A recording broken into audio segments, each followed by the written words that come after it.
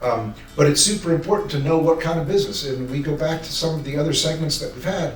What is your value set? What are those things? What are the things that you're going to protect and not budge on, that need to be part of what we're building? And all of those things can then be adapted to along the way.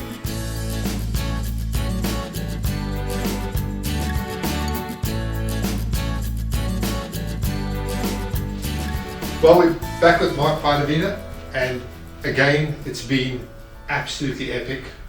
We must be on our 8th or 9th session here. I've lost track. It's been incredible. I hope you've been following along with us. It's been really amazing to chat with him.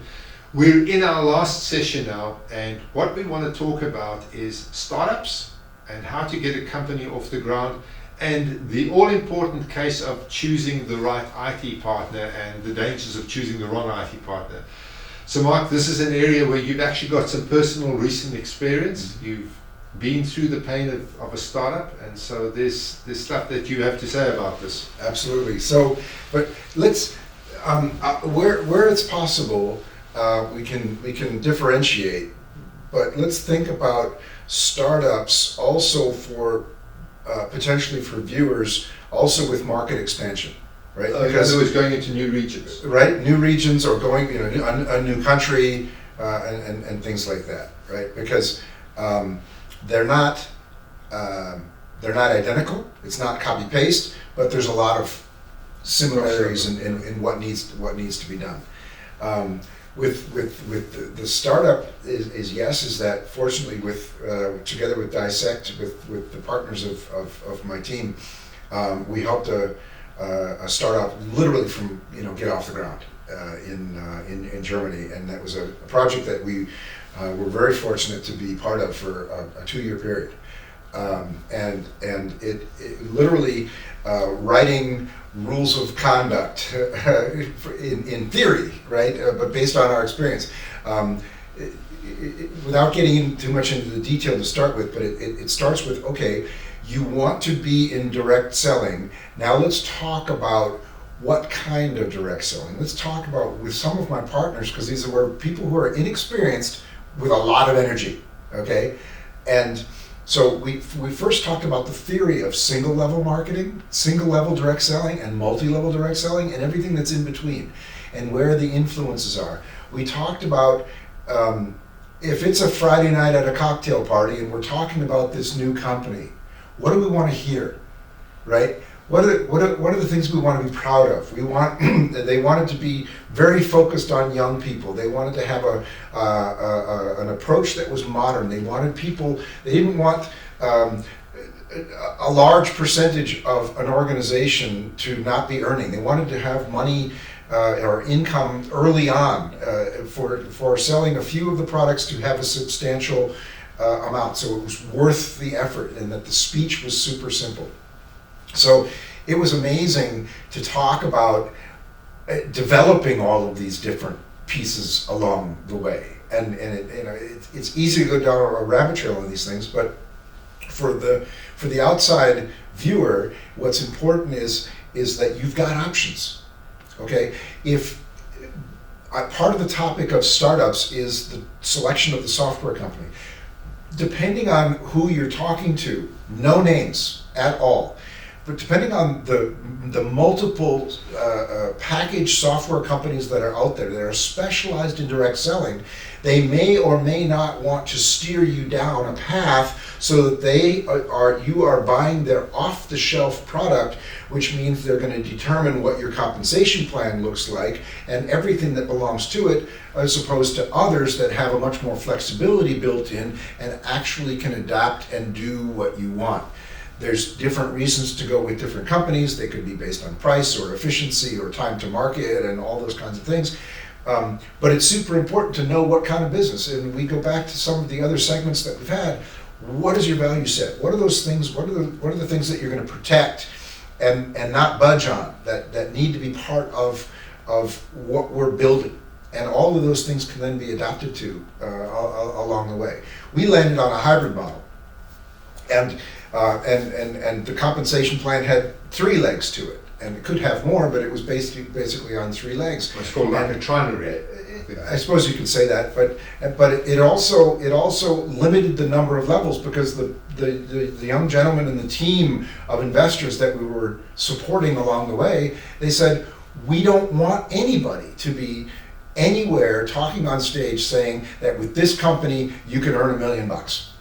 That's not the message we want. That's not what young people want to hear. They want to hear that if I do this, I can earn $500, and that's the equivalent in Germany of what they call a mini job, which is something that anybody could sign up for and basically tax-free earn $500. So you can earn the equivalent of a German mini job by doing this, which is only selling this, this, and this.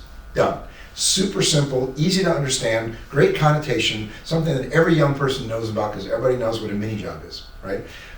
So we're working through these things. We talked about what reputation they want to have, how to do that, set up training programs, and so on and so forth. Pitfalls. Some decisions were made along the way based on some investor input that was coming through. Bit of impatience. I think one of the messages concerning this particular topic is stay your course. Course adjustments, yes, but major pivots and then coming back and going back and forth, there's no time for that. If you believe in what you're doing, then stick with it and see it through to your launch. Coming back to the software advice there, I am not an IT guy. I never have been, but I know the components and all of these, there are all these packages that are out there.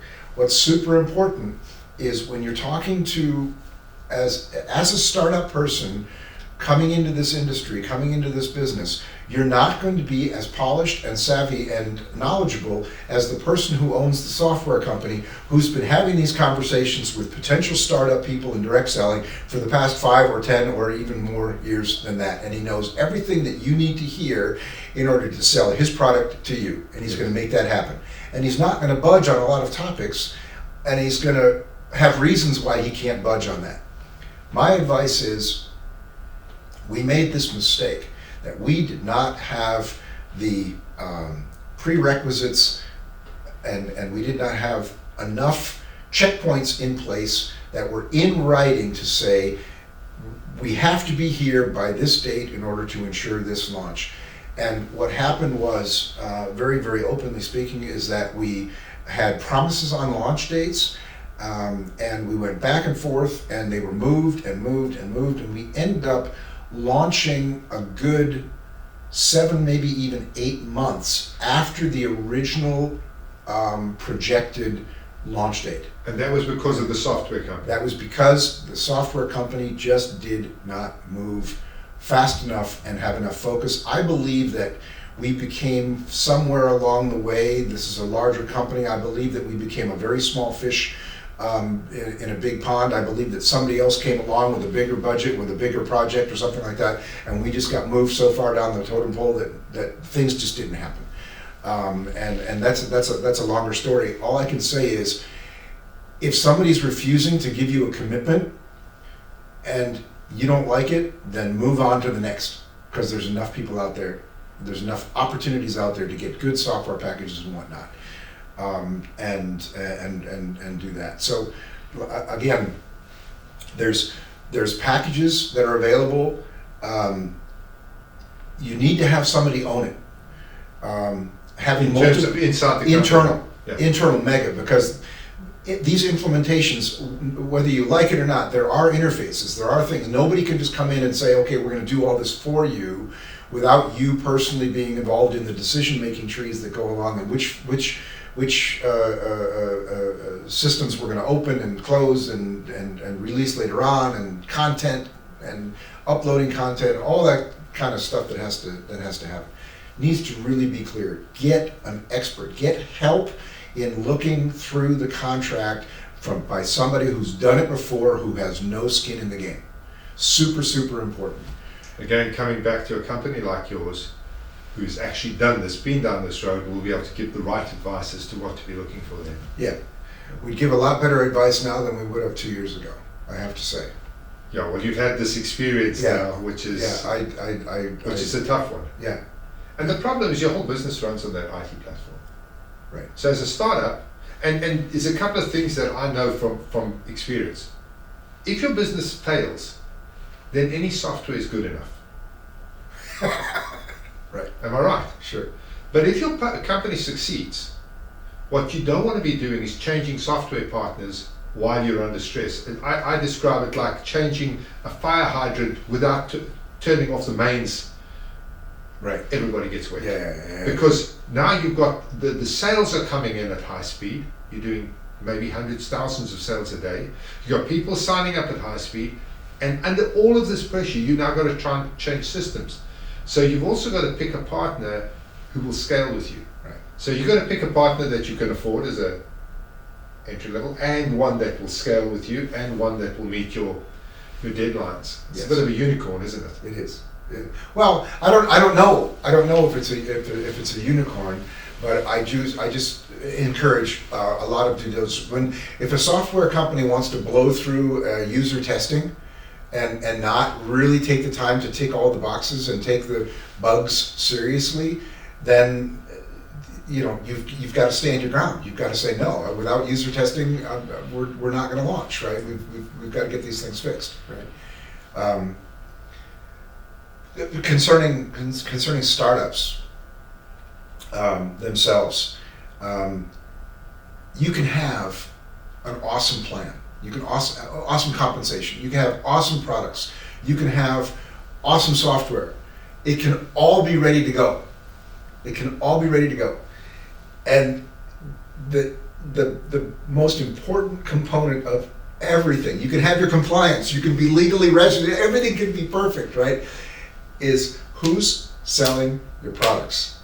Who's bringing people into the business, right?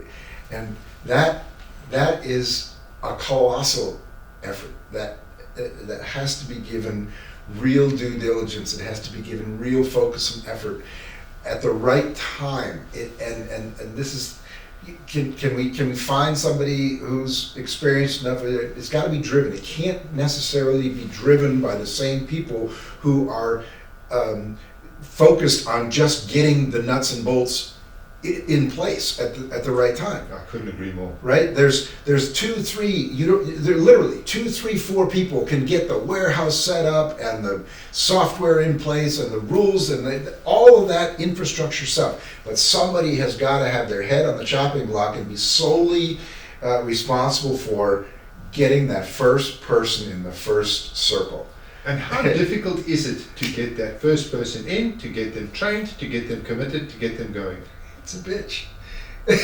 People don't understand it. It's tough. And I want to just say that understand, every single one of the agents that ever join your business has got that exact same dilemma. Yeah, exactly. Every single it one. It never gets easier, right? And it's amazing to watch firsthand. And how unreliable, how you pull your hair out sometimes, because people say it's not okay. I'm going to see you at 9 o'clock at night on Zoom, and then it's 10 o'clock, and then they're like, "Oh, I'm sorry, I forgot," or "I had to walk my dog," or there's no commitment whatsoever. It's like, and it didn't matter how old. Age wasn't a gender thing. It was all across. Some people were so spot on and receptive and wanted to drive to the headquarters and start learning about the products themselves and how can I help. And other people where you thought, wow, this guy's going to be great because he's already seen a couple of companies and you can't even get him to sign he says yes 7 times and you can't even get him to sign the application and send it in. But I can see the angst written all over your body, your body language. I can see that you went through quite a stress. It was amazing. It was thrilling. The thing is, though, to remember is that every one of your agents is going to go through that exact same experience. Everyone, because nobody starts with a big team. No. Everybody's going to go out there and actually find their first person and train their first person and go through this problem of people not rocking up and if you can't actually stay the course, what you said, stay the course, then this thing becomes, oh, it didn't work. Yeah. And if you are the person who is responsible for that field building result. Do not make plans for a vacation, for your birthday, for Christmas, for New Year's, for anything else for that matter, because you will be asked to do phone calls at 3 in the morning because it's an off-shift nurse that only has time at 3, and so you say, well, if I'm going to take her, I'm gonna get up at 3 and I'm gonna make a phone call, right? And that's reality. It's crazy, and there are so many people out there that are interested in opportunities, and it's gonna, especially at the start, you're working on their schedule. They're not working on your schedule. 100%. Yeah. And I mean, you called it just now mini job. Another term for it is a side hustle. And in today's age, everybody is looking for a way to make some extra cash. Right. So the job it's difficult because you've got to reach them, but it's actually doable because there's a lot of people who are looking for a side hustle. Right. And if you can approach it in the right way, the people are there. Right. And interestingly, as a side, I used to be asked who our competitors are. And When you were with anyone. yeah. Yeah. And my first answer for many years was actually quite self-confident, saying that we are our biggest competitors. We are so good at what we do that we're the only ones who are going to stand in our own way. Okay. Now, as I've aged, I've realized that that's not totally true. But the definition, who is competing for part-time income? Yeah, that's what it is. Now you've got Ubers and Airbnbs and eBays and all of these things where people can earn part-time income. Affiliate programs and Referral marketing, all those things that are out there. So there's that playing field, or the potential of people that you can talk to. There's a lot more pull on those people from different directions these days, which brings you back to your basics. Get it right, make it compelling, get money in their pockets. Big deal, which we did with our startup, was there were monthly bonuses based on the compensation plan, but your retail margin that you earned on the sale of the product to a referral, that was uploaded to your PayPal next week. So there was a weekly upload. You got a little ding on a Wednesday, and that money was put in your pocket. And then the compensation plan amount was paid, whatever it was, the 10th of the month in the following month. Yeah. So let me ask you, so when you were paying weekly on retail, was the person paying full retail price and then getting the retail commission paid back to them? Were they not getting a discount on anything that were paid? Or were the customers buying directly from the company via the replicated websites? The second is the correct. The contractual agreement was between the end user, the end consumer, and the company, and the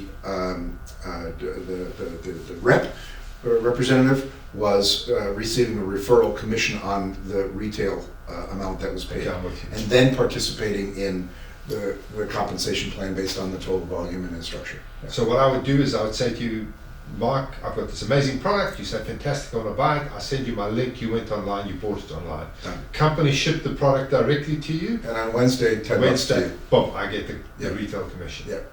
Yeah. See, those quick wins are what locks in belief, aren't Right. they? Yeah. Yeah. It was fun. It was quite What was fun. the product? I don't want to go there. Oh, okay, Right? fair enough. Yeah. Okay, fair enough, no problems. All good. Yeah. Okay, so we've got this whole startup thing on the runway. Mhm. We're ready to go. Your first job was to go out and find those first few people. Together with the people with the company. How did you find them? So this was a bit humbling. I thought that I was going to be able to do a much better job in supporting the whole thing through my connections, through Facebook and whatnot, because of what I was doing over many years. I had a lot of people who I was connected with who love direct selling, and my incorrect assumption is that those people would based on the relationship that we had and the trust that we had, that I would see a lot more activity and interest to be able to help the whole thing. As it turned out, because I was in Japan for 7.5 years and I was gone, like my contacts literally aged with me. And our target group for the new company was way younger. And I was not able to find a message that was good enough to get them to talk to their kids about this. And so my personal experience with supporting the startup was trench work. It was really rugged along the way, and I was very humbled by the work, I have to say. It was interesting, and I was not as good at it as I had hoped that I would be, I have to say, and through that process have unconditional respect for anybody anywhere in the multi-level marketing world that has built a successful business, or even an unsuccessful business for that matter, because it's a lot of very specific. It's a lot of work. It's a lot of work, and it's what you said early on. You make 100 calls and you sign up 4 people. Yeah. And volume beats skill any day of the week. Yeah. And so you've just got to actually go at it, haven't you? Yeah. And you find that as well. Absolutely. How did you sign up that very first person? That must have been a hell of a relief when that first person came on board. It actually was, and it happened to be somebody who formerly was a distributor of Amway, and happened to work in the industry of the product, but not in the direct selling industry, and it was like, oh, I could do this because I know this industry like crazy, and now and I also know direct selling, and so this is a perfect fit for me. So it kind of landed on my lap. Thank the pub. And often, once you've got that one person, you're creating a little bit of momentum. Yeah, that's what happens. And then it starts to grow from there. And then her daughter and the daughter's friend, and then it went from there to Berlin, and so on and so forth. Yeah. And it locks your belief in as well. Big time. Because until that first person signs up, your belief levels are actually quite. Yeah. They keep on getting undermined by what's happening in the field. Yeah. I have to say that I thought that we would be able to support that piece of the startup much better. I think we did a great job at all the other components, and the actual building the field piece is something that we didn't live up to the standards that I had hoped to, as far as our role, and I'd like to see anybody else do it better. Who hasn't been out there, right? That is the truth. Yeah. And that is why I say to people, if you are running the business, you need to get somebody who understands the field work and who's got the chops to do that. That's right. Because it's a specialized part of your business, and it's the most important part. It is. You can get away with an average product, average compensation plan, average recognition, no incentives, useless to no. But if you don't have somebody who can grow the network, that's right. You're dead in the water out the blocks. That's right. You know? Spot on. Yeah. So the cautionary tale here is it is not an easy business to start. Right. If you get it right, it's amazing. It's like winning the lottery. Yep. If you get it right, in so many ways, unbelievable, and you create relationships and friendships that last you a lifetime. And they do. If you get it right, you literally do have FU money. I mean, it's a fact of life. Yeah. You know, it happens in our space, and you make a lot of people very wealthy on the way up, and you also help a lot of people put a roof over their head, food on their table. That's right. If you get it right. Yeah. But damn, it's not easy. Yep. Not easy. Yep. So Mark, I think that's it. Pretty awesome. That's our last session for the day. And I must say, just to MLM for CEOs, I think it is an amazing platform that you're building here. I think it is it's sharing your love and wealth for this industry, without asking for anything back, and putting all of this amazing information out there for people to see and digest the way they will, as you wish, and it doesn't matter. And it's a great cause, because our industry is amazing. It's a global industry, and it's got the potential to do much more than the 180 or 190 billion that it does right now. And it has to be done in the right way. And I think that the information that's out there, if you look at all the different videos of other people who have been interviewed, in addition to myself, colossal amount of real expertise out there for everybody in the audience to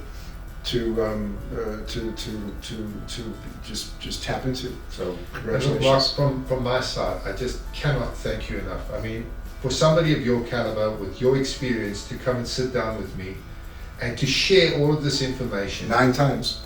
9 times. Was it 9 times? I don't know. It's a lot of times. But for you to do that, I mean, that is just, it's beyond priceless. Because how can people out there ever access this kind of information that's locked up inside your head? Yeah. And so I cannot tell you how much I appreciate you sitting down. I mean, this has cost you money to get here. It's cost you time to sit here with me. And I really thank you from the bottom of my heart for doing this, Mark. Pleasure. Thank you. Thank you, my friend. Awesome. Well, that's it, guys. That's the end of our series. I hope that you've found enormous value in this. I would recommend going back and watching these at least 5 times, because there's such a wealth of knowledge here. But thank you for sharing this time with us, and again, thank you very much for Mark for joining us, and I'll see you in our next series, and who knows where that's going to be. Thank you for spending this time with me. I hope you found this session informative. But before you leave, please hit that like button, subscribe to the channel, and follow us on YouTube, Facebook, LinkedIn, and Spotify. And remember, never leave the good stuff till later.